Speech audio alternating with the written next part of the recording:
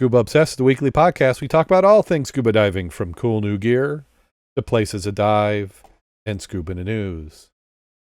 Scuba Obsessed episode 492 is recorded live April 29th, 2021.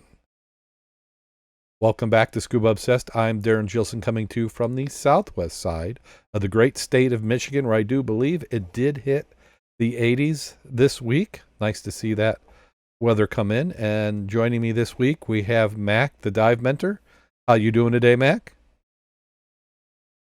Doing very well. I enjoyed the warm weather on Tuesday, and I got a wee bit chillier yesterday, and back to middle of the road today, I think. Yeah, A little rain, which we probably could use. The trees have been blossoming like crazy. Seems like the last 7 days we've had trees of all sorts coming into bloom. A lot of pollen out there. A lot of pollen. You know, I have allergies. I've never been able to figure out which type of allergies I have, but I've got some of some sort. But I haven't had problems today, so I guess that means that I don't have the pollen allergy. Sounds like a plan to me. I think I've got old man allergy, where everything seems to get to me at some point or the other. So hopefully everybody had a chance to check out last week's live stream and edit. Our goal is to not have to edit these, that we can just go, you know, what would they call that? Direct to tape. Just, we do one take and they're great. But, the good, the we're bad, working the on ugly. it. We'll get there. Yeah. If you got it right first time, where's the challenge in that? So this is our second week of doing this. There'll be a little bit of editing, and eventually we'll get it in. And I'm going to add some music, but I'm trying to limit it. A little tweaking on the audio. This week, what happened last time is Mack was in the right ear, and I think I was in the left, or vice versa. And I had to tweak it. So now I've got them both going in the mono. And I've also thrown on a little bit of noise gate. So you shouldn't be hearing as much tapping on the desks or other incidental noises. So when I edit it this time, we'll see how that works out. Oh, I think we should just jump right on into the news. Are you ready, Mack? Ever ready. Let's do it. Let's do it. So first article that we have up on the list, this should almost be called the episode of follow-ups, because it seems like almost all the articles we have this week are some sort of follow-up or something that we've covered before. And I think I just lost your image, Mack. Are you there? Nope.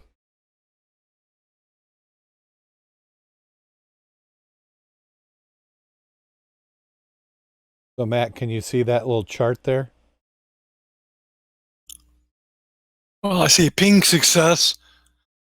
A lot of negative little spikes. Those negative little spikes are when the satellite wasn't working for some reason. Goes around. Yeah, it's a little unusual. Wow. I don't know. I think here I'll show you again. Wow, you got some big gaps in there. And I've never seen it this bad. Yep, that is by far the worst. So I don't know if somebody. Well, the UFOs are playing tag with you tonight. Yeah, they're taking out the satellites.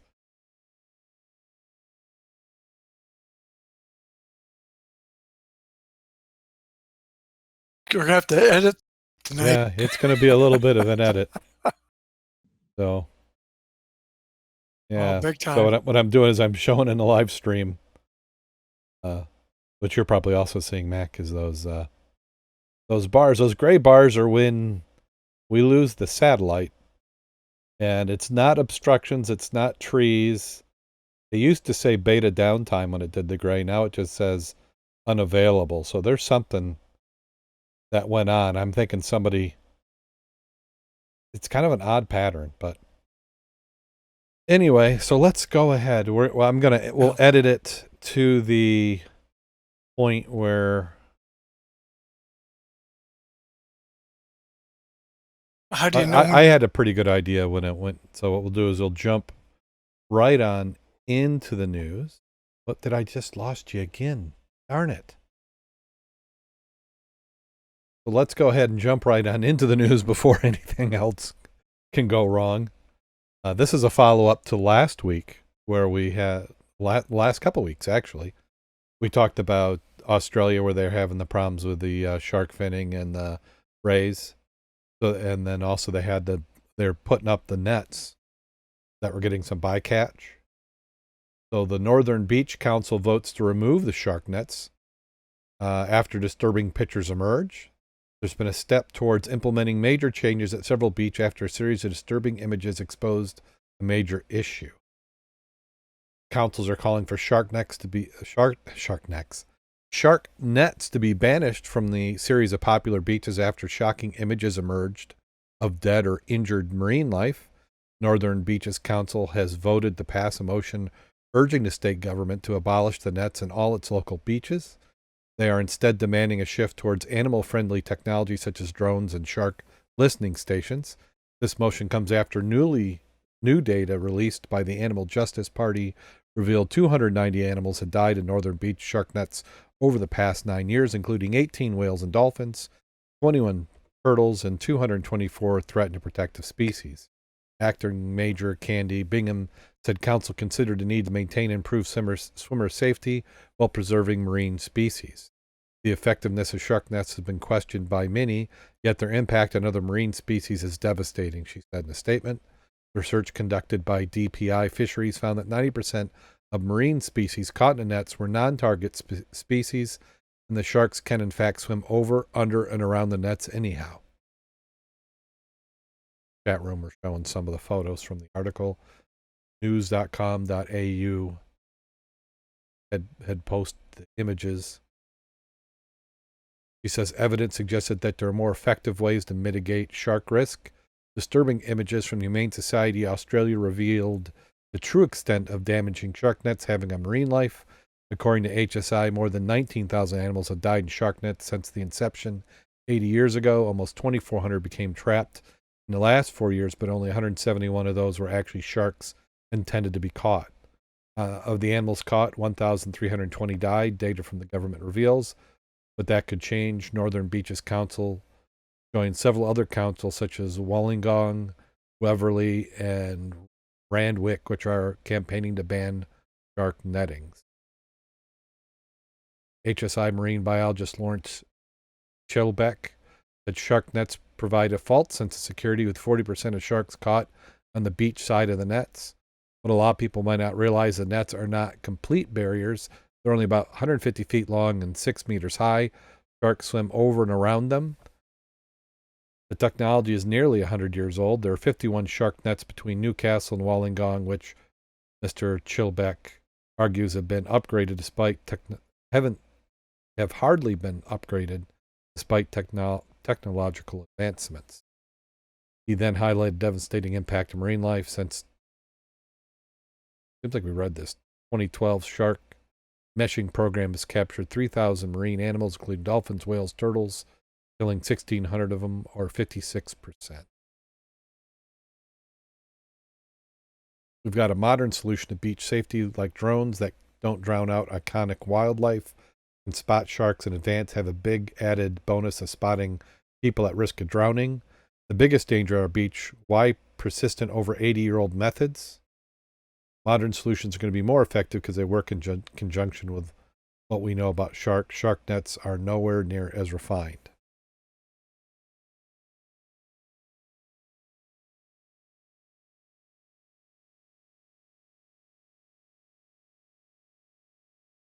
Uh-huh.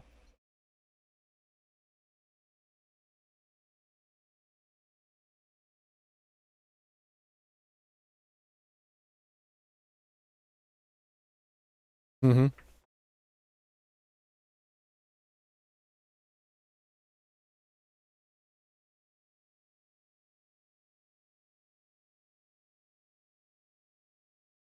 Let's take a look at this next one. This is from G Captain. Some Costa Concordia stuff. That's a nice photo right there at the beginning. showing that vessel sliced right there in half.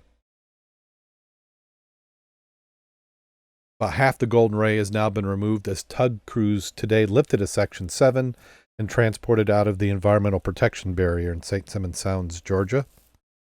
Sections including the ship's engine room are proved to be the hardest to cut to date.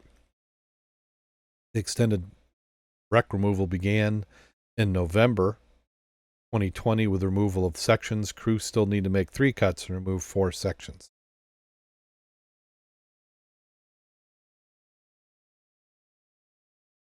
Separating the wreck into 8 sections for lifting and removing by barge. Remaining cuts are anticipated to go more smoothly. After moving on Sunday, Section 7 transited from the facility at Mayors Point Terminal to further sea fastening and preparation ocean transit to recycling centers in Louisiana.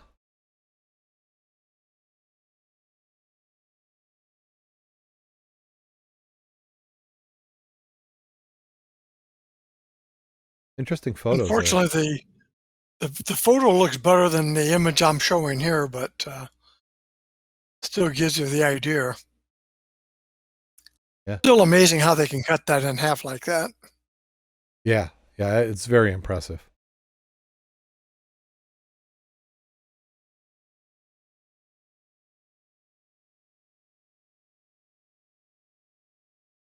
Little video here.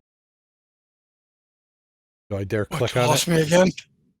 What's that? Did I lose you? What, the video? Oh no. I was just manhandling the camera. The camera. Oh, wow. I don't have TikTok, but that's they're showing the this video showing some of the pieces falling out of there.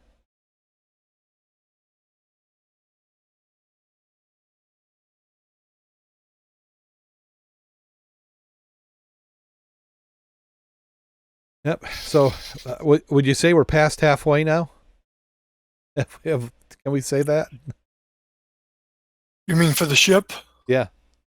Oh, wait. It's all done but the shouting, I think. Yeah. House cam. Did he run across your desk I again? saw the shadow. So he's somewhere around here. The shadow. My apologies to you'll have to watch the stream if I leave this in.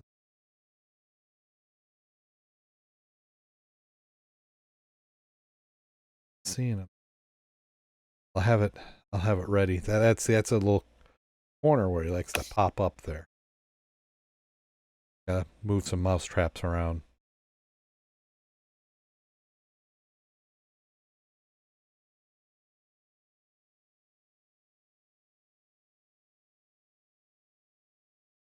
Little sidetrack. Instead of a squirrel moment, it's a mouse moment.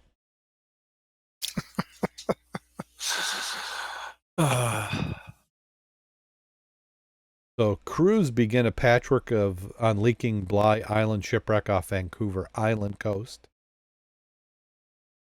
Work is officially underway.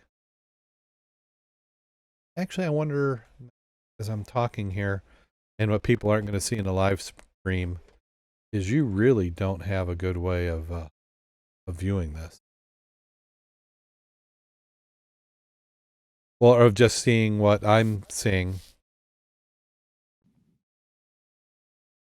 I'm just saying because that's the way the ship.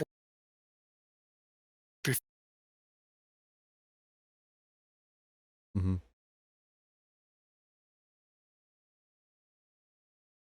Get you.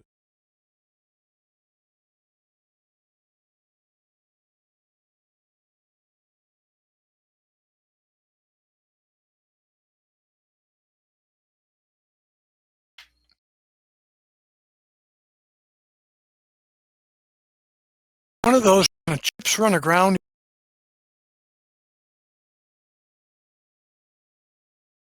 So are you seeing my my screen there? Did you see the screen that I shared?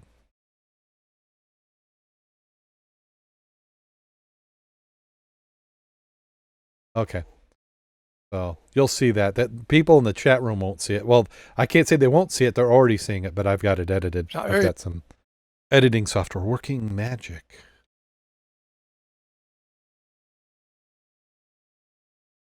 So, but this is a follow-up on that wreck that was off the Bligh Island in Vancouver Island Sound. But somehow it went from an inspection to they're actually trying to patch it. They're underway to patch up a leaking wreckage of the cargo ship that sank in 1968 near Bligh Island on the west coast of Vancouver Island. Canadian Coast Guard discovered the MV, was it Schleideck, had been releasing oil from the depth of about 400 feet towards the end of last year.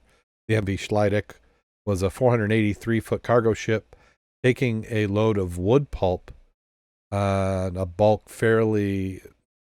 pulp and bulk barley from Gold River to Portland on January 3rd, 1968. However, not far from the Golden River, it hit a submerged edge to the south side of Bligh Island and sank. Bligh Island Incident Commander Paul Barrett says a team of technicians from Florida-based Marine Response Group was using a remote-operated vehicle Monday to patch the main area that they've seen oil leaking out of. He says the team hopes to pump the remaining fuel out of the wreckage and further assessment.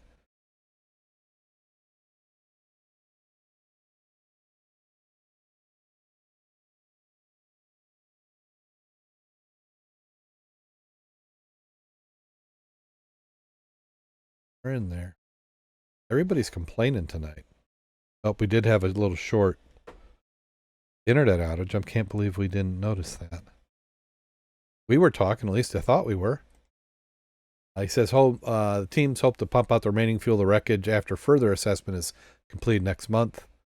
Technical assessment of shipwreck will not only include locating the leaks coming from the hull and applying temporary seals whenever possible, but also survey the ship, confirm the location of the fuel tanks, assess the hull, depth and position of the ship, identify any damage result of sinking in 1968. Canadian government has awarded $7 million contract back in March to Resolve Marine Group of Fort Lauderdale, Florida, to do technical assessment. The assessment of the wreck is expected to be completed by May 6th, just a week from when we're recording this. Done. Yeah, next week. It's been leaking a little bit. I wonder if this. I wish they'd put dates on some of these photos, because you don't know, is that a current image or is that one that's been sitting there for a while? Mm-hmm. And America's Most Wanted fugitive captured in Madrid 4 days after the episode aired. Two fugitives recently featured on America's Most Wanted have been apprehended in Madrid, Spain. Madrid. Just 4 days after the Fox primetime series used 3D graphics and age progression technology to speculate how they'd look today. On episode 3 of the new season, hosted by Elizabeth Vargas, criminal defense attorney and legal analyst Yodik Wald described the fugitives Allison Gracie and Christopher Jones. They've been wanted since 2011 death of the 36-year-old Amy Rhodes during a scuba diving expedition they led off the coast of Key Largo, Florida. Tewald said Jones, now 53, would appear to stand about 7 foot. Wow, tall. 5'7" and 140 pounds. She was born in Ireland. She has an Irish accent, according to authorities. She has typically been blonde, but she has been on the run for so long she may have changed her look up a bit. They displayed her avatar with both blonde and darker colored hair. As for Jones, he'd be 56, 6'3", about 275 pounds. He speaks with an accent, but a British one. Known to wear aviator glasses, they showed what he'd look like with them on too. On December 18th, 2011, Rhodes and her sister-in-law and 4 other passengers boated a boat called the Get Wet in Key Largo for a scuba dive through the company called Scuba Shack. Gracie Jones, both British citizens, own Scuba Shack, but the boat capsized and sank in about 2 minutes. The captain noticed 2 passengers weren't accounted for and dove down and rescued 1 passenger who was trapped inside the boat, then dove down a second time to find Amy pinned underwater. The captain pulled Amy to the surface, but it was too late as she had drowned. An investigation revealed Gracie and Jones had repeatedly informed of major safety problems with the get wet prior to the day Amy Rhodes died and refused to take action and make repairs. After Amy's death, Gracie and Jones closed the business in Key Largo and fled. On June 5th, 2015, they were arrested in St. Martin, and they were released by Dutch authorities on bail and fled. Gracie and Jones were last seen in France on April 2017.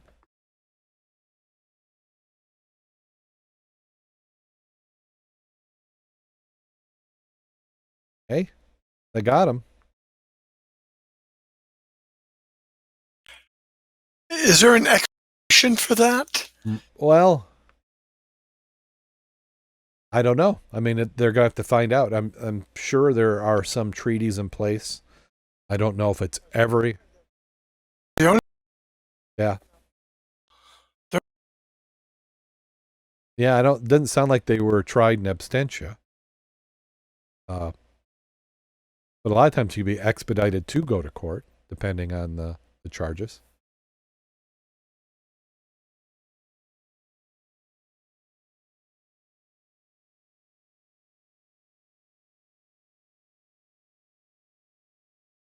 I was going to try and play the video, but I think I'm just asking for it.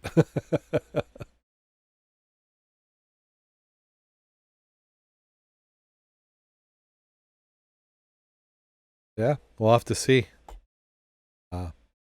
I know that I can just hear the judge now saying, well, you can't take that they fled the country as evidence, but it doesn't make you look too good, does it? Well, it'd be hard to make a case after this long. Whereas there's all the witnesses, you know what I'm saying? But wouldn't you That's going think to be that they very would hard to have prosecute. kept all, a lot of the material, boxed up and ready to go? I mean, yeah, it's not as fresh as it was. I mean, retirements would have to be tough, in this amount of time. A good portion of your law enforcement and prosecuting staff could have retired or moved on. You'd have to subpoena and bring them back.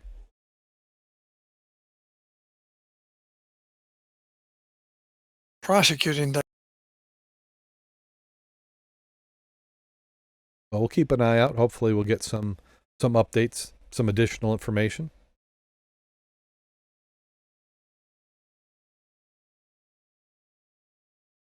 And then the ship sinking permit that we covered last week and talked about. In fact, this is the photo in this article is okay. I'm gonna move my camera. Yeah, the photo that we've got in this image is actually the one that you had shared last week. So the MV Adirondack operating in the 1950s. So a plan to sink. But this is what it looked like. That almost. Now that one that you've got there. That's the same vessel. Is it? How is it that different?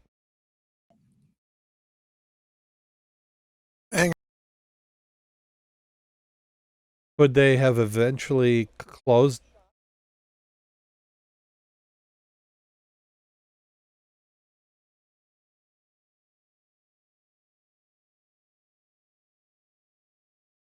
See that from the front. Well, you can see all the way through. That's what's. Well, not. Maybe that's how they got on. It's possible, or did they modify it so that in that photo's late 50s? That one that you've got.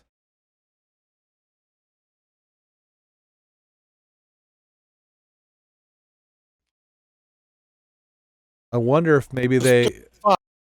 Oh, that's 35 that you're seeing that from? Yeah, the bottom one is 35. Yeah.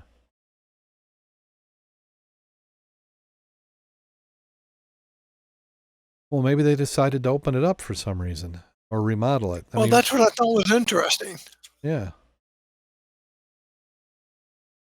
Yeah, so the Vermont Division of Historic Preservation and the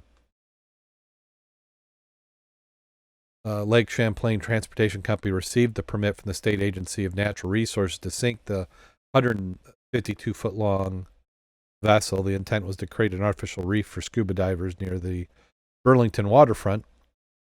Vermont National Resources Council and the Lake Champlain Committee are appealing the permit, challenging Department of Environmental Conservation's determination that future recreational use by scuba diver meets the public good. Now, this kind of ticks me off. I mean, this is like, nobody can stop. There's no such thing as loss. You just keep going. And so are they saying that scuba divers are less important than the rest of the people for public use? Well, it's better than taking it out, destroying it, and there's nothing there. How many people are going to pay money to go see this on the surface, and how many people are going to really enjoy looking at it underwater? Well, yes, correct. I mean, I would, on the surface, you've got so many items competing for your time on the surface. And how much work, if it's in fact this open deck. I mean, if you put it in the water and you're floating it, you've got to maintain the hull, and that's expensive. You've got full-time staff and crew and inspections and things that have to happen. You could kind of dry dock it and beach it, which just means that, you remove some of the water maintenance that would have to happen, but now it's sitting there, and is it that interesting enough for people are going to come and visit it? Because when it's on land, what would that be? And how much would it cost to maintain? But in the water, it's going to naturally break down. At some point it would rust and corrode away and just not be there. But in fresh water, you'd probably get, 60, 70 years of good diving out of that? More than likely, not to mention a great fish habitat. Yep. Yeah. People who think that shipwrecks aren't beneficial should take a look and go and visit them, because if it wasn't beneficial, why would all the animals be there?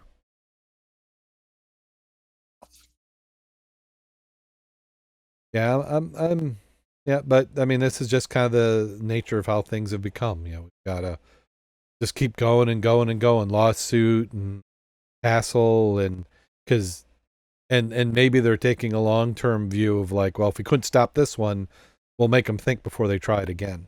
Because next time you try and sink anything, there's going to be some people already primed and ready to go. So, and it's not like somebody's making big money out of it. This is just going to be a little bit. Just too bad we don't have any better pictures. Yeah. Put it, how far from shore it is. Is it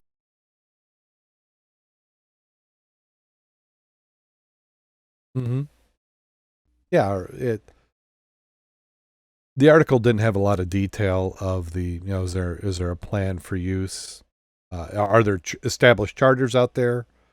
How are you going to get to it? So we'd certainly love to know that.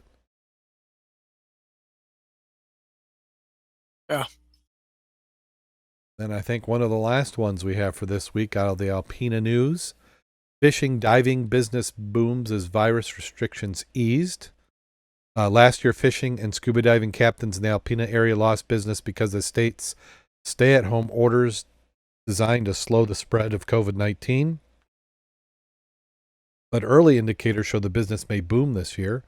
Great Lakes diving owner Captain Nick Myers said business slumped in 2020, but people around the globe want to visit Northeast Michigan to dive now. He said all of excursions this year booked early and sold out. Myers said free diving and spearfishing in Lake Huron also appealed to adventure seekers because many different environments lie beneath the surface of the lake, making it possible to explore many different locations. Myers said people who want to learn to dive can take one of his classes. They'll graduate, become accustomed to the ins and outs of diving, and they can move on to dive other places. Now, was Michigan something that you would consider to be a location where you would travel to Alpena to learn to dive? I mean, we hear that a lot about. Not to learn, not to learn to Right. Well, if dive, you're but to local, dive for sure. certainly go ahead and support your local dive shops and learn to dive there. But I can't see, like, from Michigan, it's not uncommon to have people do destination vacations and get a class or certification while they're down there. But I can't say I've heard of it coming the other way, especially up towards Alpena or Lake Superior. It's a Alpena's got a lot of good wrecks. Yeah, but you would normally. Uh-huh. Right. Well, you've got people. Well, you've got two years of dive plans all crammed into 1 year.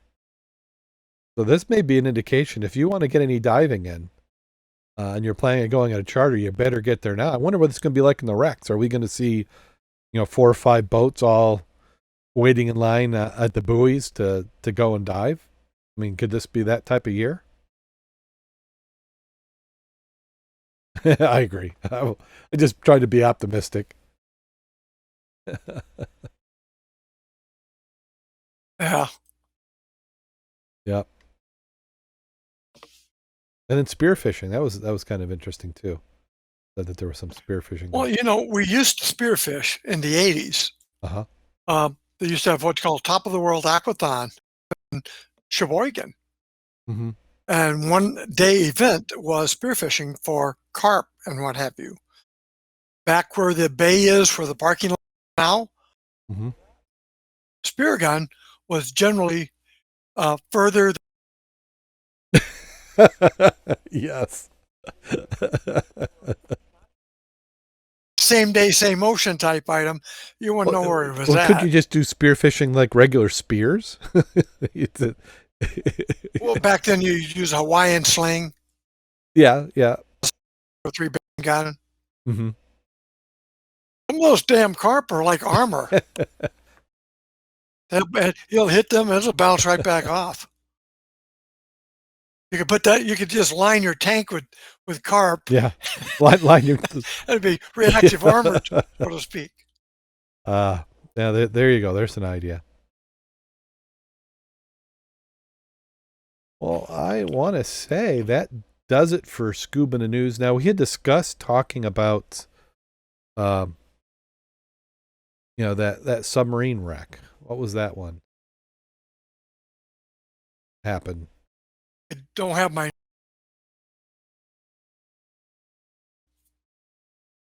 So the photos, were those done with like an ROV where they had gone down and taken them? I believe that's true. Either that or probably a drop I'm not sure camera. what they used. Yeah, so we're talking about the KRI Nangala, Nanggala 402. It was built in Germany and served in service since 1981. Lost contact after requesting permission to dive at 3 a.m. on Wednesday local time. The search focused in the area from which a last signal was sent, where teams found an oil spill which could signal damage to the submarine's tank, but also could be a way to send a distress message. According to estimates by Indonesian authorities, a ship's oxygen reserve ran out Friday afternoon, which in practice exhausted the possibilities of rescuing live crew members. We're still doing the research. The depth of the sea area we detected is 850 meters, which is very complicated and presents many difficulties. The vessel is capable of descending below 250 meters. So if its estimates to have sunk much deeper than that, the likelihood of having suffered cracks or being crushed by the pressure water is very high. Now it will be up to investigators to establish the chronology of the event, determine the cause. Same time, plans have been made to assess feasibility of rescuing the submarine at such an extreme depth, said Colin Coe, researcher at the Institute for Defense and Strategic Studies, Reuters news agency.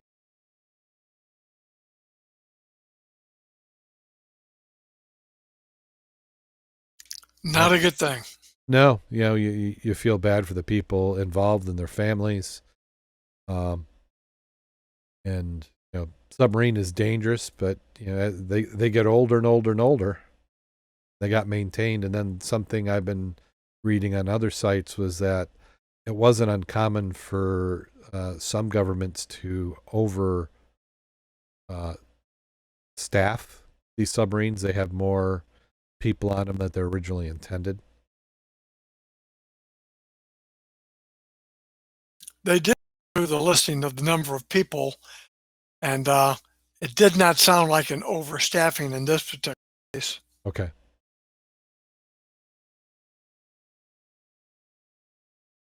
Doesn't say what the normal crew is, but 53 people on board. They had vessels in the area. Yeah, well, timing matters, and the sooner you can get people on site, the better chance you have. But this doesn't look good at this point in time. And then, as we had said earlier, I had also seen some of those articles where they were mentioning images were taken showing pieces. Well, you know, Chinese actually now used to be shoreborne for many, many years, and now it's out. They're, I shouldn't say bastard children, but wayward childs over in Taiwan. So it'll be interesting to see where that goes in the near future. Yeah.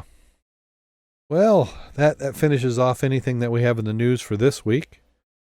See, diving. I feel like a broken record now. We should be talking about having some dives going on, and I haven't been able to get in, and I'm not.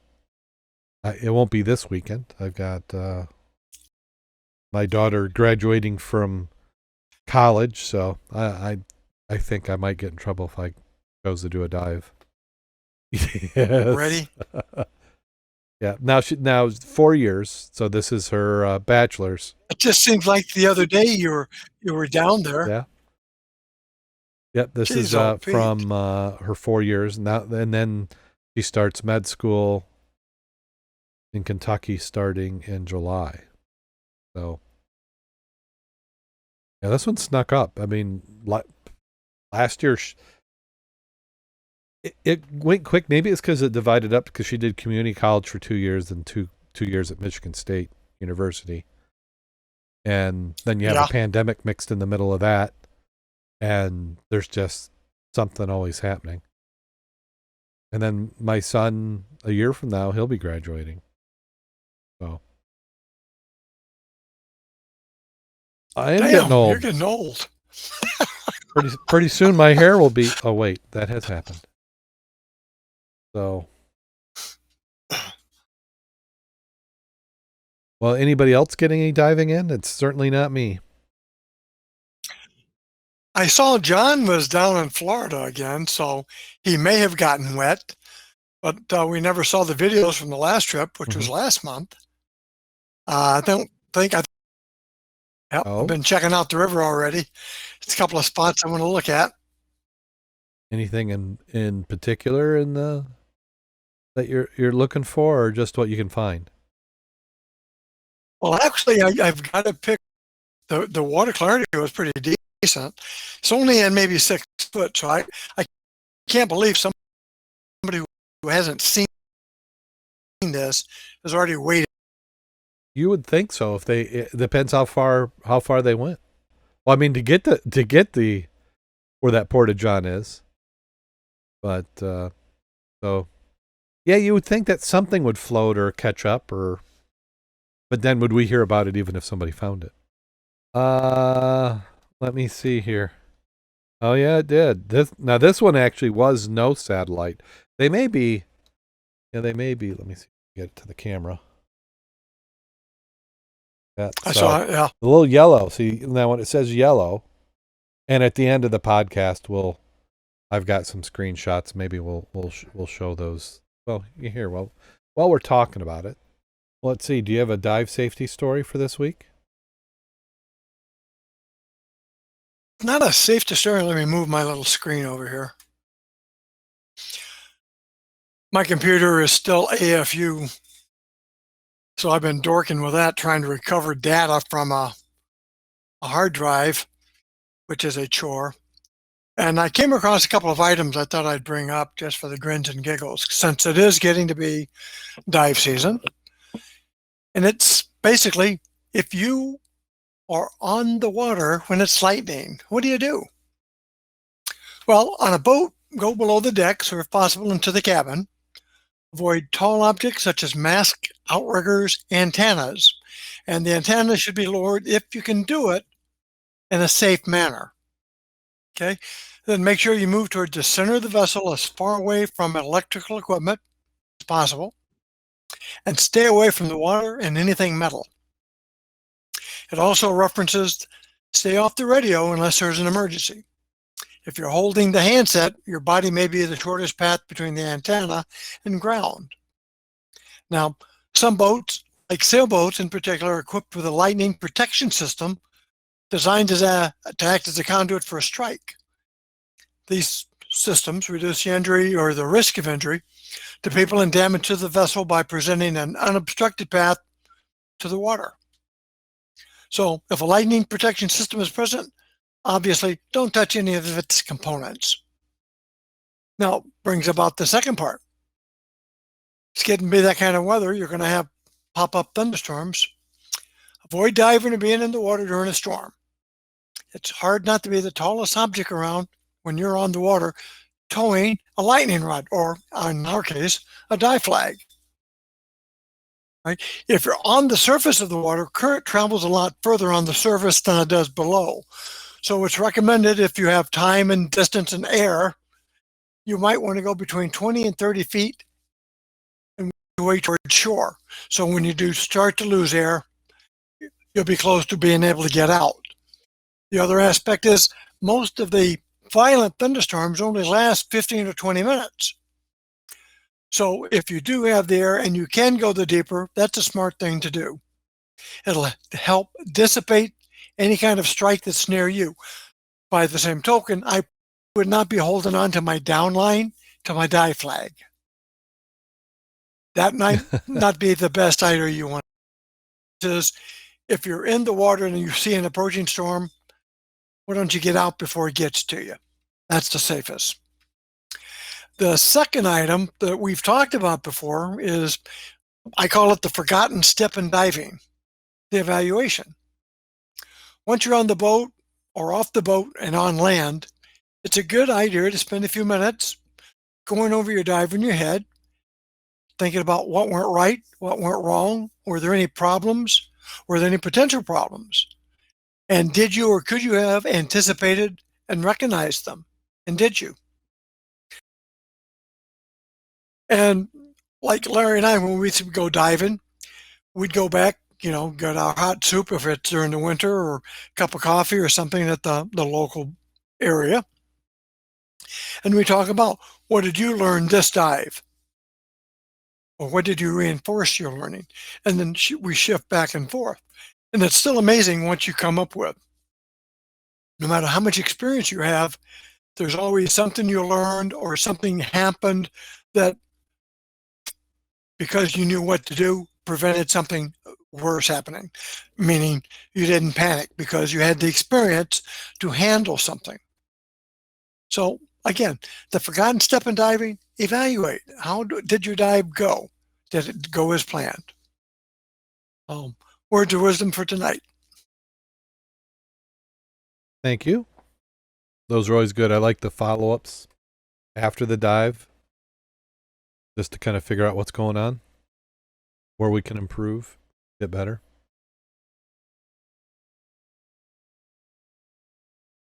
Well, you always hear about, and again, for us, it's not we're never very far from shore, but that suit leaking on the Ann Arbor 5 at 160 feet could lead to a different scenario.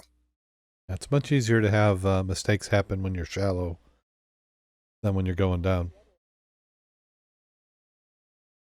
Well, it's the other aspect is you tolerated it in the shallows. Do you really think about it and say, well, it leaked again last week, but hey, I can work with it? Having a flooded suit at 160 is Well, different it can't happen in 15 again. or 20 feet.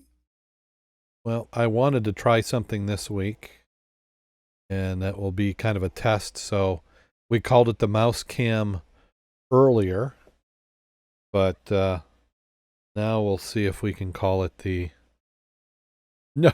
Well, creeping across. Did you find something if you creeping across consider your desk? a bottle from that we found before. I'd rather have something zip across it than creeping and crawling. Gosh, I don't think I've. How am I going to describe this to you? Not sure. I can share this screen. As a side note, did you look at all the pictures they showed with the All the sharks pictures? and the bat rays I glanced at them. in that I article? glanced at them. Yeah, in that article. Did you look at the last picture? The last picture was the best. I'm guessing probably not.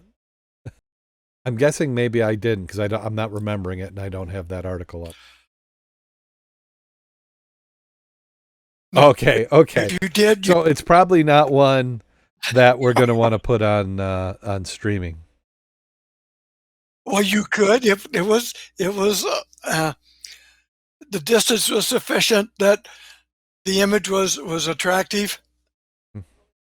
It was a really nice shot against the background of the ocean and the beach as they're frolicking on the beach, running across the screen. I think I'm getting what you found. So are you seeing this now? So what I'm doing is I took the mouse cam, and yeah. So what I think I'll probably end up doing is making a little box where we have a camera in to go and show some stuff. But and I actually don't remember finding this. So this is we'll have to show this again when I get it in some. Hutchison. Yeah, it's a Hutchison. Let me see. There's like a picture of that's probably a lion there. Right there on the front. A lion. What? It's heavily embossed. Oh, okay. Heavily aligned. It says trademark registered. This bottle is never sold. And then in the back there is L. Livingston 346 West 12th Street, Chicago. And then the bottom, that's Illinois. And you can kind of see the Hutchie little tab in there. So the stopper. The stopper. We can also come in through the top. See right there. Yep. Right there in the top. We'll have to figure out. So I'm thinking that this might be something that we try and do. If we're going to do some video, why not show some stuff that we've talked about in the past? Get some of those. So maybe we'll do we can each have an item of the week to share. But I thought that was a good one. I have some other bottles, but with remodeling the kitchen, I've moved stuff around. So not quite. Are you going looking for something? Oh crap, lost the connection. I'm doing that. That one was my mistake. I think wireless and I had gone wired to try and improve the reliability, and my network cable I think's lost the little tab at the end. So yeah, all rookie streaming problems. Yep. A little bit better each week, so I'm still gonna have to edit this one. I think it is getting late, so are you ready? We'll go ahead and get on out of here. Ever ready? So this is going to be just call Uncle. When you've had enough, then you just call it. Or yeah. Oh. So here we go. What's the best thing about Switzerland? I don't know, but the flag is a big plus. I invented a new word, plagiarism. Did you hear about the mathematician who's afraid of negative numbers? He'll stop at nothing to avoid them. Helvetica and Times New Roman walked into a bar. Get out of here, shouts the bartender. We don't serve your type. Yesterday I saw a guy spill all his Scrabble letters on the road. I asked him, what's the word on the street? Did you hear about the actor who fell through the floorboards? He was just going through a stage. Well, you're a glutton for punishment. You haven't had enough. Did you hear about the claustrophobic astronaut? He just needed a little space. Why don't scientists trust atoms? Because they make up everything. What sits at the bottom of the sea and twitches? A nervous wreck. Why are pirates called pirates? Because they are. A man tells his doctor, "Doc, help me. I'm addicted to Twitter." The doctor replies, "Sorry, I don't follow you." She's calling us. So, some of those are. I don't even know how I'm going to edit this out. So on that note, go out there and get wet.